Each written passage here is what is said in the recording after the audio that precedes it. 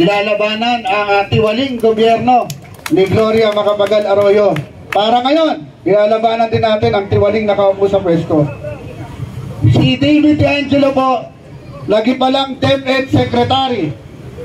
Si Sara Duterte ang panawagan ko na resign. Bakit? Bakit mo ilalagay sa DepEd? Wala namang alam. Diba? Ang gusto pa dapat, national security. Diba? Siya nga yung threat sa national security.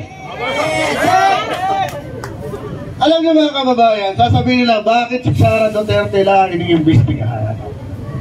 Ang problema, may nagsabi na naagawan ng hopya. Ang sabi nung naagawan ng hopya, bakit dapat daw may courtesy ang Kongreso sa Vice Presidente? Tama po yun. Kung maayos ang paggastos ng pera ng bayan, yun po ay hindi pera ni Sara Duterte. Pera namin! Bayan! Milyon-milyon, labing isang araw. Isang beses lang withdraw mula sa bangko. Kailangan sagutin na kahit sino nakaupo sa gobyerno, pag tinanong ka, paano mo ginastos ang pera? Hindi mo dapat minumura, hindi mo dapat inaastaan na para ikaw may-ari ng Pilipinas. Diba? Duty mo yon. It's your constitutional duty. Diba? To respect the institution, to account for the money of the people.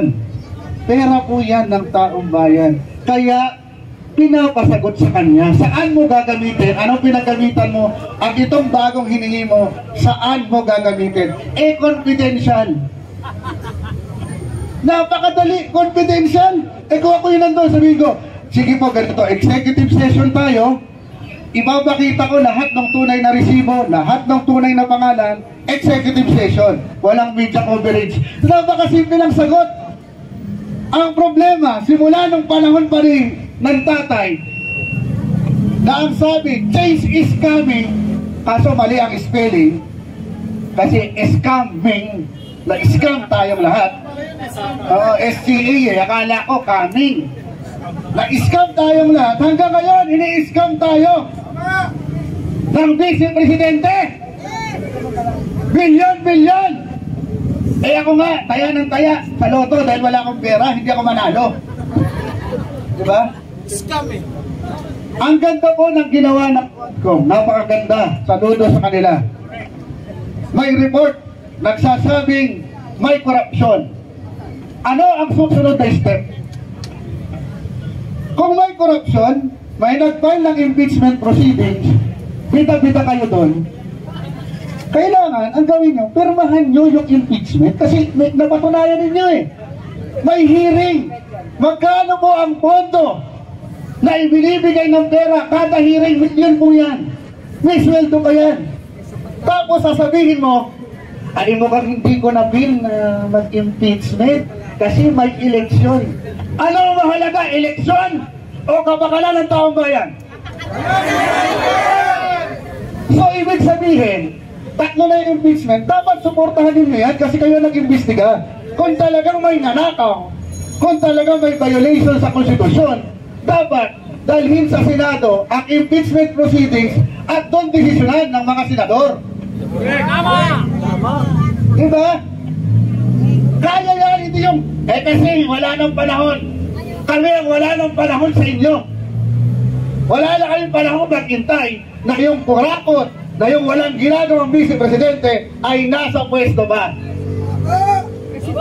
Kaya mga kababayan, may pera o wala? Sabi sa akin, mga nagme-message sa akin, 80-80 ka.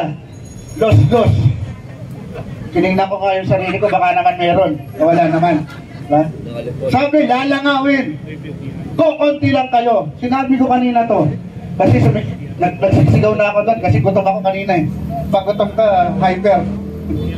Ang saat maliwanag dito, ang basta nasa tama ka, hindi mahalaga kung ikaw ay nag-iisa, 2, 10, 100, 1,000. Ang mahalaga, tama ang pinaglalaban mo.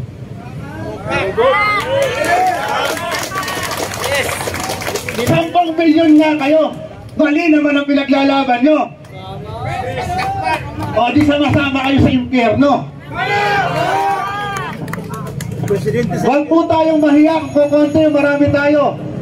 Maging frank po tayo kasi sa loob natin, sa puso natin, ito ang tamang pinaglalaban para sa taong bayan. Kaya isigaw po natin, maliwanag! Sara Duterte! Maraming salamat po, mabuhay po kayo, mabuhay po ang mamamayang Pilipino. Salamat po. Maraming salamat, Kabunyog, senatorial candidate David Angelo, isang para sa kalikasan at syempre para sa kabutihan, ano? Yung bang mga kasamahan natin mga vlogger nagla-live eh. Nakita nyo, kasi may partner ko dito. Yan, yung partner. Nakikipag-kiss. Oo, nakikipag-kiss. Talagang vlogger ka, no? Ayan, makita nyo, oh.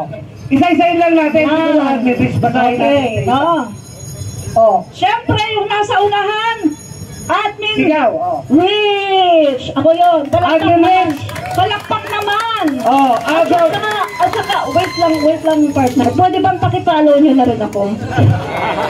May pro, Yan, oh. Ago Pedalizo ng para! Alibuga! Oh, AIDIN 28! Oh, Aling Marie! oh, nandiyan si Aling Marie, oh. Mamaya. Aling Marie, mamaya, oh. RJ Angeles!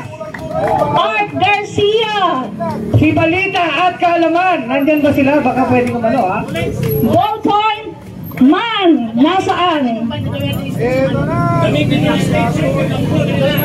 Sandali lang po, para may stage tayo, no? Para-paraan, diba? Okay lang, ano natin ito, mga kabunyog? Gawin natin stage ang pick up. Diba? Para talagang kitang-kita tayo. Yung mga vloggers dyan, punta tayo dito para makapagsalita din, para meron tayong t-shirt. Yan.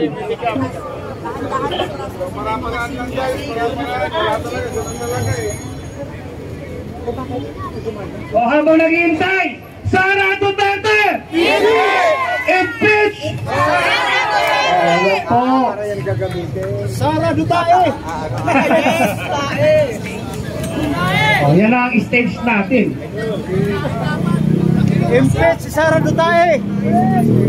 O, yan, sasawakan lang. Impeach Inday Sayat! Dito daw tayo. Dalawa kaya. Yan, o, di ba? O, mabuhay!